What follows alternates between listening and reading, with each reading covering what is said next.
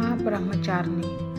नवरात्रि का दूसरा दिन माँ ब्रह्मचारिणी की भक्ति और शक्ति, तपस्या और प्रेरणादायक कथा से जुड़ा है। यह कहानी हमें धैर्य, त्याग और सच्ची लगन का महत्व सिखाती है। प्राचीन समय में माँ पार्वती ने भगवान शिव को पति रूप में पाने का संकल्प लिया। इस उद्देश्य के लिए उन्होंने कठोर तपस्या करने का निश्चय किया। वे जंगलों में जाकर वर्षों तक बिना अन्न जल के तप करती रही। पहले उन्होंने केवल फल खाए, फिर पत्तों पर जीवन बिताया और अंत में सूखे पत्ते भी त्याग दिए।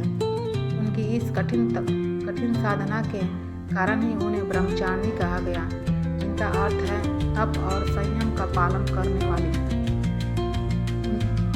उनकी इस अटूट भक्ति और कठोर तपस्या से देवता भी चकित हो गए। वर्षों की तपस्या के बाद भगवान शिव उनकी भक्ति से प्रसन्न हुए और उन्हें पत्नी रूप में स्वीकार किया। इस प्रकार माँ ब्रह्मचारिणी का जीवन हमें सिखाता है कि सच्चे मन से की गई साधना और दृढ़ निश्चय से कोई भी लक्ष्य प्राप्त किया जा सकता है। नवरात्रि के दूसरे दिन भक्त माँ ब्रह्मचारिणी की पूजा करते हैं और उनसे शक्ति, धैर्य और संयम की प्रार्थना करते हैं।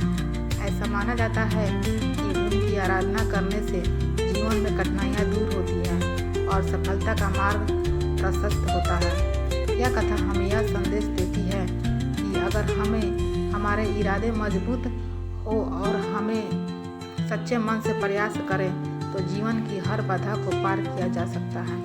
माँ ब्रह्मचारिणी की कृपा से भक्तों को आत्मबल और शांति प्राप्त होती है। आपको ये कहानी और जानकारी अच्छी लगी हो तो चैनल को लाइक और सब्सक्राइब करना ना भूलें।